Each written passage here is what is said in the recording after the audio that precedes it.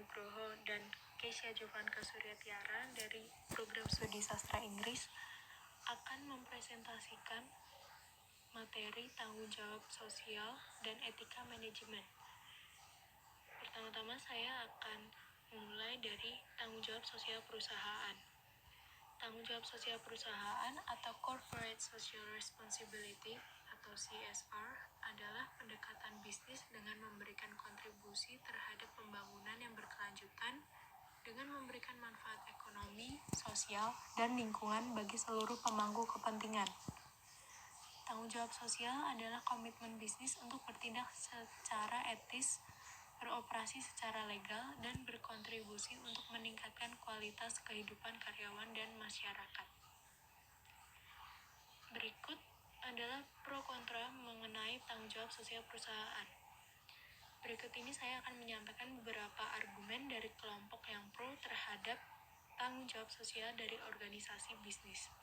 Yang pertama adalah kesadaran masyarakat yang meningkat dan makin kritis terhadap dampak negatif dari tindakan perusahaan yang merusak alam serta merugikan masyarakat sekitar. Setiap kegiatan bisnis dimaksudkan untuk mendatangkan keuntungan sebesar-besarnya, namun perusahaan harus tetap peka terhadap kebutuhan dan harapan masyarakat. Saat ini masyarakat memang masih membutuhkan barang dan jasa dengan mutu yang baik dan harga kompetitif. Tetapi masyarakat juga menuntut agar barang tersebut diproduksi dengan menghargai hak dan kepentingan karyawan serta wajib ramah lingkungan. Hal ini seiring dengan mencuatnya kesadaran terhadap hak asasi manusia dan global warming. Jadi, keterlibatan sosial benar dapat mengganggu fokus manajemen dalam upaya meraih keuntungan sebesar-besarnya. Namun, bukan berarti akan melemahkan kinerja perusahaan. Justru akan menunjang kelangsungan dan keberhasilan perusahaan tersebut. Yang kedua adalah sumber daya alam semakin terbatas. Argumen ini berdasarkan kenyataan bahwa bumi memiliki sumber daya alam yang terbatas. Bisnis justru berlangsung dalam kondisi seperti itu, yang berarti harus dapat memanfaatkan sumber daya alam yang terbatas secara bertanggung jawab dan bijaksana demi memenuhi kebutuhan manusia. Maka bisnis diharapkan tidak hanya mengeksploitasi sumber daya alam demi keuntungan ekonomi semata, melainkan juga melakukan kegiatan sosial tertentu yang bertujuan untuk memelihara sumber daya alam. Kegiatan sosial tersebut tampaknya dapat melemahkan efisiensi perusahaan, namun tak sepenuhnya benar. Kepedulian khususnya terhadap kelestarian sumber daya alam yang ada akan mendorong penggunaan sumber daya alam secara efisien. Yang ketiga ada menciptakan lingkungan sosial yang lebih baik. Bisnis berlangsung dalam suatu lingkungan sosial yang mendukung kelangsungan dan keberhasilan bisnis itu untuk masa yang panjang. Ini berimplikasi etis bahwa bisnis memiliki kewajiban dan tanggung jawab moral dan sosial untuk memperbaiki lingkungan sosialnya ke arah yang lebih baik. Keterlibatan sosial perusahaan dalam membantu memperbaiki keadaan sosial dan ekonomi masyarakat sekitar, misalnya memberi pelatihan dan menampung tenaga kerja dari masyarakat sekitar, maka besar kemungkinan masyarakat sekitar akan lebih menerima kehadiran perusahaan. Jika pada akhirnya tingkat kehidupan masyarakat diperbaiki, tentunya akan meningkatkan daya beli masyarakat yang berimbas pada penyerapan produk perusahaan tersebut. Ini merupakan keuntungan tersendiri bagi perusahaan. Yang keempat adalah perimbangan yang lebih adil dalam memikul tanggung jawab dan kekuasaan. Bisnis memiliki kekuasaan sosial yang sangat besar. Bisnis mempengaruhi lingkungan, konsumen, kondisi masyarakat, bahkan kehidupan budaya dan moral masyarakat. Karena itu, tanggung jawab sosial sangat dibutuhkan untuk mengimbangi dan mengontrol kekuatan bisnis yang besar itu. Asumsinya, kekuasaan bisnis yang besar dapat menimbulkan tindakan sewenang-wenang bahkan hingga merugikan masyarakat. Sehingga dengan tanggung jawab moral dan sosial atas kehidupan seluruh masyarakat, maka kekuasaan bisnis akan dibatasi secara positif. Lagi pula, jika perusahaan melakukan bisnis yang merugikan hak dan kepentingan pihak lain, maka pemerintah akan bertindak, antara lain dengan mencabut izin usaha perusahaan tersebut atau membatasi ruang gerak kegiatan bisnis perusahaan. Padahal kebebasan berbisnis ialah hal yang paling didambakan tiap perusahaan. Yang kelima adalah bisnis memiliki sumber daya yang berguna. Argumen ini ingin menyampaikan bahwa perusahaan sesungguhnya memiliki sumber daya yang potensial dan bermanfaat bagi masyarakat. Perusahaan memiliki tenaga profesional dalam segala bidang yang dapat disumbangkan bagi kepentingan kemajuan masyarakat. Mereka yang profesional dalam memecahkan berbagai persoalan bisnis akan bermanfaat untuk membantu memecahkan persoalan sosial yang dihadapi masyarakat. Yang keenam adalah menciptakan keuntungan jangka panjang. Keterlibatan perusahaan dalam berbagai kegiatan sosial akan membawa suatu nilai positif bagi perkembangan dan kelangsungan bisnis jangka panjang. Pendidikan karyawan, kelestarian lingkungan, perbaikan prasarana umum, dan perbaikan kesehatan lingkungan mungkin memerlukan biaya yang besar, tetapi termasuk dalam investasi yang akan menguntungkan perusahaan tersebut. Karena kegiatan-kegiatan itu ikut menciptakan iklim sosial politik yang kondusif bagi kelangsungan bisnis. Biaya kegiatan sosial tersebut tidak selalu dikenakan pada harga produk yang ditawarkan ke pasar. Banyak perusahaan justru menyisihkan sebagian keuntungannya untuk kegiatan sosial ini sebagai balas jasa atas kepercayaan masyarakat terhadap perusahaan tersebut. Ini pada akhirnya akan menjalin ikatan batin antara perusahaan dan masyarakat. Dengan adanya tanggung jawab sosial perusahaan, akan terbentuk sebuah citra yang lebih positif tentang profesi bisnis. Bisnis tidak lagi dianggap sebagai profesi yang kotor dan curang. Pelaku bisnis pun akan tampil sebagai orang-orang profesional yang tidak hanya mengejar keuntungan, melainkan juga sebagai orang yang punya komitmen moral pada hak dan kepentingan orang lain. Dari kelompok yang kontra terhadap tanggung jawab sosial perusahaan dari organisasi bisnis. Yang pertama adalah perusahaan adalah lembaga ekonomi yang tujuan utamanya mengejar keuntungan, bukan merupakan lembaga sosial. Argumen paling keras yang menentang keterlibatan perusahaan dalam kegiatan sosial berwujud implementasi CSR ialah paham bahwa tujuan utama perusahaan adalah mengejar keuntungan sebesar-besarnya. Itu berarti segala sumber daya perusahaan yang ada harus digunakan sehemat dan seefisien mungkin untuk memperoleh keuntungan sebesar-besarnya. Maka, konsep mengenai keterlibatan perusahaan dalam berbagai kegiatan sosial harus ditentang karena akan menimbulkan ketidakefisienan dalam banyak aspek. Yang kedua adalah perhatian manajemen perusahaan akan terpecah dan membingungkan bila perusahaan dibebani banyak tujuan. Keberhasilan perusahaan dalam bisnis modern penuh persaingan ketat yang sangat ditentukan oleh konsentrasi seluruh bidang dalam perusahaan, terutama konsentrasi pimpinan perusahaan. Keterlibatan sosial sebagai wujud tanggung jawab sosial perusahaan membutuhkan perhatian tersendiri dari pimpinan perusahaan, hingga kemudian akan mengalihkan bahkan mengacaukan perhatian. Perhatian yang terbagi-bagi dan membingungkan pada akhirnya bisa merugikan perusahaan, karena akan menurunkan kinerja keseluruhan perusahaan. Demikian pula, sekali perusahaan terlibat dalam kegiatan sosial, maka semakin banyak tuntutan dan permintaan akan keterlibatan sosial yang mengganggu core bisnis perusahaan. Yang ketiga adalah biaya kegiatan sosial akan ditambahkan pada harga produk sehingga akan merugikan masyarakat itu sendiri. Alasan dari argumen ini yaitu biaya yang digunakan untuk keterlibatan sosial perusahaan bukanlah biaya yang disediakan oleh perusahaan, melainkan biaya yang telah diperhitungkan sebagai salah satu komponen dalam harga barang dan jasa yang ditawarkan dalam pasar. Sehingga pada akhirnya yang akan menanggung biaya keterlibatan sosial ialah masyarakat, terutama konsumen itu sendiri. Secara eksternal, permasalahan biaya kegiatan sosial ini akan melemahkan daya saing perusahaan dalam bisnis global, karena harga yang ditawarkan perusahaan tersebut lebih tinggi dari perusahaan lain yang tidak mengenakan biaya untuk kegiatan sosial. Yang keempat adalah kurangnya tenaga terampil dalam menjalankan kegiatan sosial. Keterlibatan perusahaan dalam kegiatan sosial berarti perusahaan menekuni kegiatan yang bersifat moral dan sosial. Padahal, jajaran pimpinan perusahaan tidak terampil dalam kegiatan semacam itu. Mereka hanya profesional dalam bidang bisnis dan ekonomi. Sehingga akan diperlukan staf tambahan untuk menangani keterlibatan sosial perusahaan. Maka dari itu, tuntutan agar perusahaan ikut dalam upaya kemajuan masyarakat sulit dipenuhi. Selanjutnya, saya akan menjelaskan tentang strategi pengelolaan tanggung jawab sosial perusahaan. Ada 4 strategi pengelolaan tanggung jawab sosial perusahaan. Yang pertama adalah strategi reaktif. Kegiatan bisnis yang melakukan strategi reaktif dalam tanggung jawab sosial cenderung menolak atau menghindari diri dari tanggung jawab sosial. Yang kedua adalah strategi defensif. Strategi defensif dalam tanggung jawab sosial yang dilakukan oleh perusahaan terkait dengan penggunaan pendekatan legal atau jalur hukum untuk menghindarkan diri atau menolak tanggung jawab sosial. Yang ketiga adalah strategi akomodatif. Strategi akomodatif merupakan tanggung jawab sosial yang dijalankan perusahaan dikarenakan adanya tuntutan dari masyarakat dan lingkungan sekitar akan hal tersebut.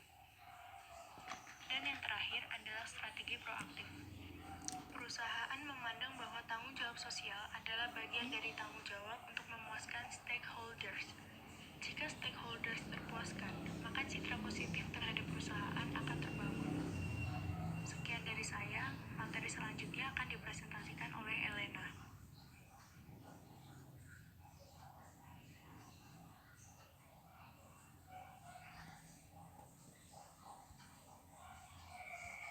Oke, sekarang saya akan menjelaskan tentang manfaat tanggung jawab sosial. Terdapat 3 manfaat, yaitu yang pertama, manfaat bagi perusahaan. Manfaat bagi perusahaan yaitu adanya citra positif perusahaan di mata masyarakat dan pemerintah. Kegiatan perusahaan dalam jangka panjang akan dianggap sebagai kontribusi positif di masyarakat. Selain membantu perekonomian di masyarakat, perusahaan juga akan dianggap bersama masyarakat membantu dalam mewujudkan keadaan yang lebih baik di masa yang akan datang. Akibatnya, perusahaan justru akan mendapatkan tanggapan positif setiap kali menawarkan sesuatu kepada masyarakat. Yang kedua, manfaat bagi masyarakat. Manfaat bagi masyarakat yaitu selain kepentingan masyarakat terakomodasi, hubungan masyarakat dengan perusahaan akan lebih erat dalam situasi win-win solution. Win-win solution artinya terdapat kerjasama yang saling menguntungkan kedua pihak. Hubungan bisnis tidak lagi dipahami sebagai hubungan antara pihak yang mengeksploitasi dan pihak tereksploitasi, tetapi hubungan kemitraan dalam membangun masyarakat lingkungan lebih baik. Tidak hanya di sektor perekonomian saja, tetapi juga di sektor-sektor lainnya seperti pembangunan, sosial, dan lain-lain. Yang ketiga, manfaat bagi pemerintah. Manfaat bagi pemerintah yaitu memiliki partner dalam melakukan misi sosial dari pemerintah dalam tanggung jawab sosial. Pemerintah pada akhirnya tidak hanya berfungsi sebagai wasit yang menetapkan aturan main dalam hubungan masyarakat dengan dunia bisnis dan memberikan sanksi bagi pihak yang melanggarnya. Pemerintah sebagai pihak yang mendapat legitimasi untuk mengubah tatanan masyarakat supaya mengarah ke arah yang lebih baik akan mendapatkan partner dalam mewujudkan tatanan masyarakat tersebut. Selanjutnya, saya akan menjelaskan tentang etika dalam manajemen. Ada beberapa etika dalam manajemen, yaitu yang pertama adalah etika. Etika adalah suatu pandangan, keyakinan, dan nilai akan sesuatu yang baik dan buruk, benar dan salah. Ini menurut pandangan Griffin. Yang kedua adalah etika manajemen. Etika manajemen adalah standar kelayakan pengelolaan yang dapat memenuhi kriteria etika. Jadi, dapat didefinisikan bahwa etika sebagai konsensus mengenai standar perilaku yang diterima untuk suatu pekerjaan, perdagangan, atau profesi. Selain etika, juga terdapat moral atau moralitas, yaitu ajaran-ajaran perilaku personal berdasarkan agama atau filosofi.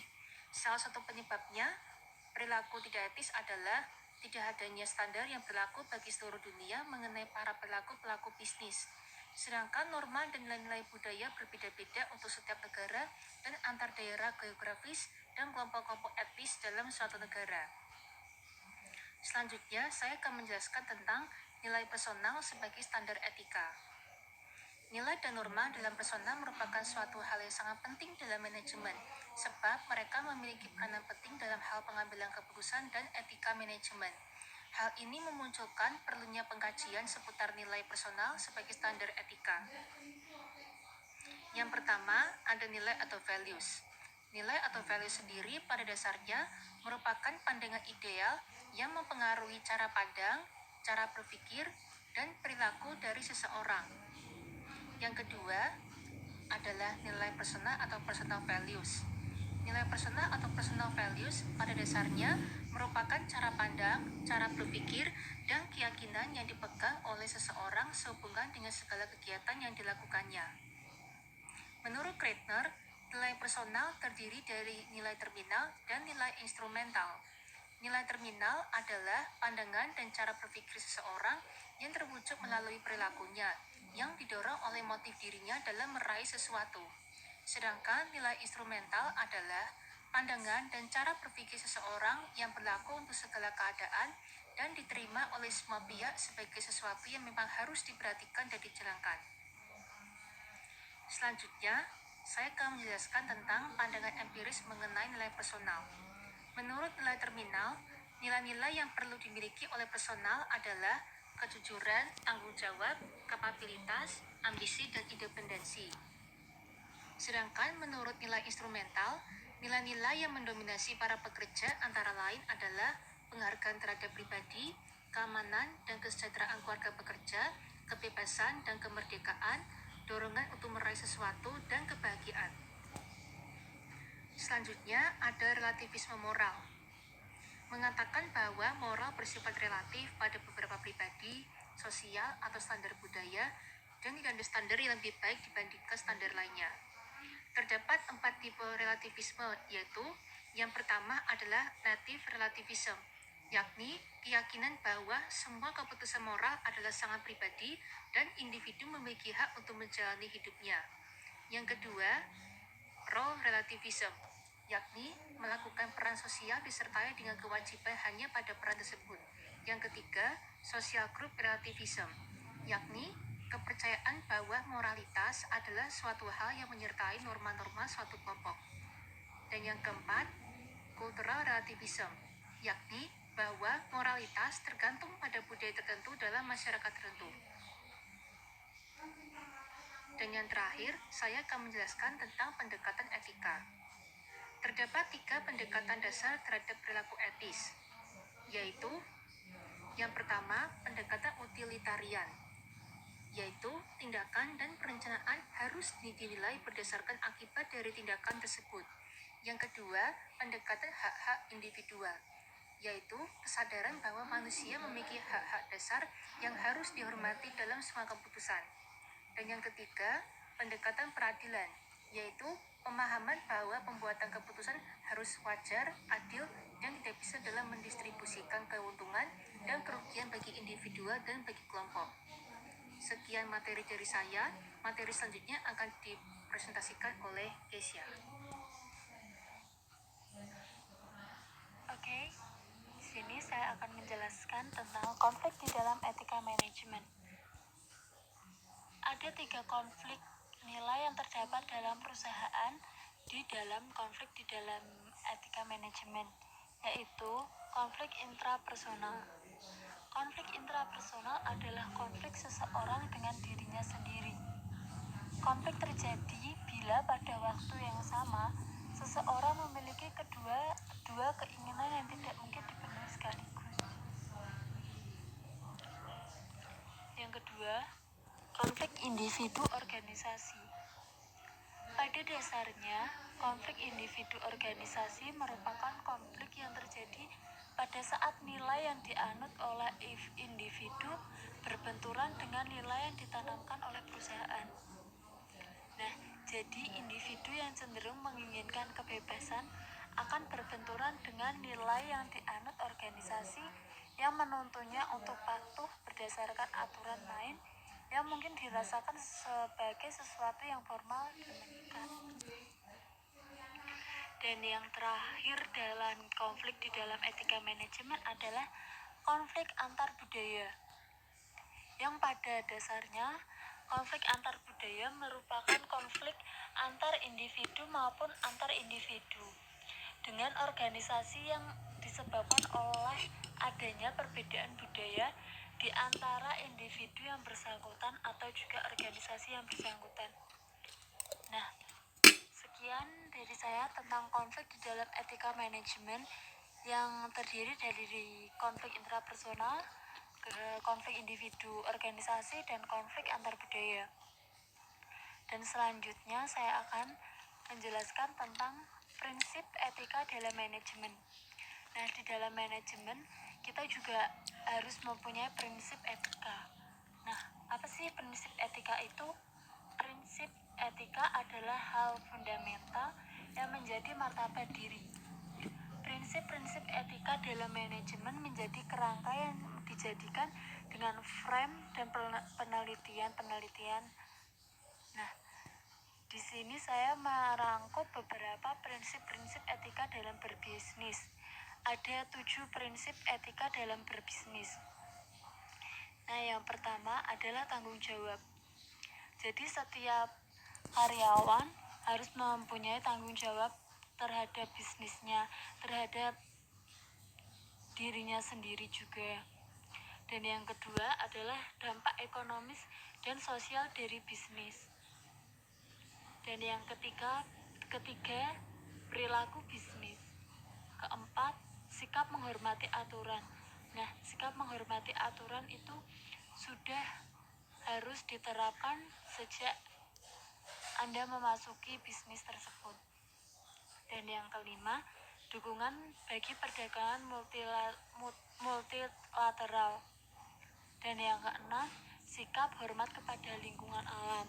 Nah, sikap hormat kepada lingkungan alam juga harus selalu diterapkan dalam prinsip etika dalam manajemen, karena itu adalah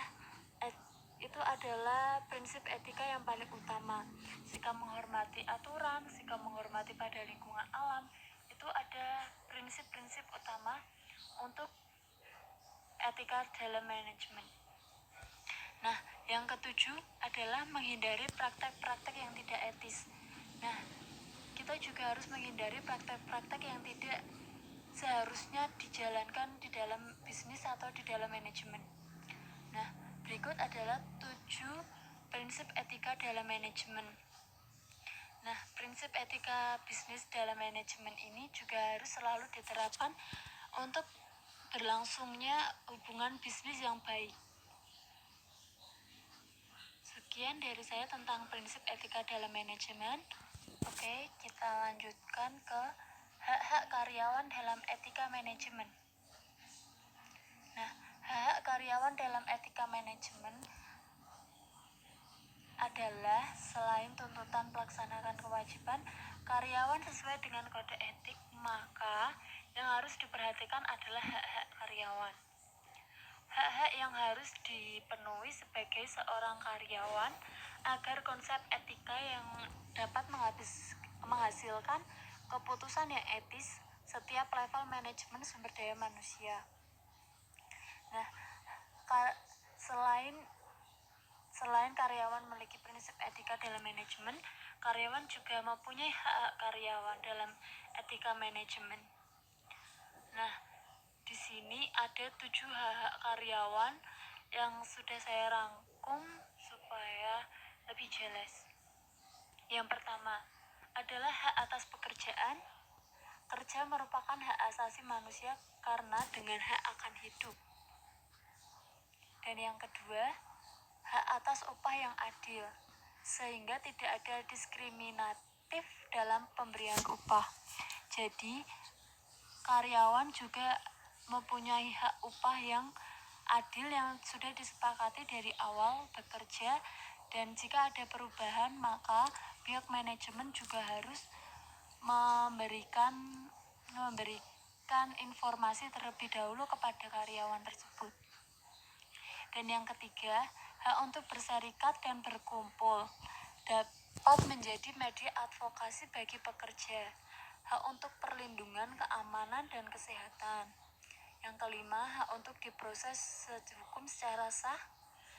Hak untuk diperlakukan sama. Jadi, hak yang diproses secara hukum sah dan hak untuk diperlakukan sama itu menjadi satu. Dan yang keenam, hak atas rahasia pribadi. Jadi, karyawan berhak mempunyai hak rahasia pribadi dan tidak boleh diketahui siapapun itu. Dan yang terakhir, hak atas kebebasan suara hati. Jadi, semua karyawan harus mempunyai kebebasan dalam berpendapat. Oke, yang terakhir tentang cara mendorong pelaksanaan etika dalam manajemen. Nah, yang pertama, pelatihan etika atau ethic training. Manusia pada dasarnya membutuhkan pembiasan dalam melakukan sesuatu. Budaya organisasi sebagai nilai-nilai yang dianut oleh sebuah organisasi dalam menjalankan kegiatannya dan pada kenyataannya memerlukan waktu dalam mewujudkannya.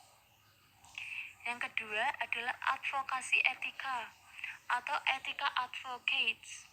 Advokasi etika adalah upaya merubah perusahaan untuk menjalankan etika dalam kegiatannya dengan cara menempatkan orang atau tim khusus dalam tim manajemen perusahaan yang bertugas untuk mengontrol dan mengawasi segala kegiatan perusahaan agar tetap memenuhi standar-standar etika.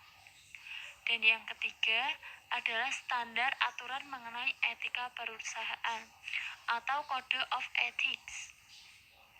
Nah, upaya lain yang dapat dilakukan perusahaan adalah dengan menetapkan standar aturan mengenai etika yang harus dijalankan oleh perusahaan. Yang keempat adalah keterlibatan publik dalam etika manajemen perusahaan. Upaya lain untuk menjamin bahwa perusahaan akan menjalankan kegiatannya secara lebih beretika adalah dengan melibatkan publik dalam setiap kegiatan perusahaan yang dianggap tidak beretika. Nah, sekian dari saya. Terima kasih.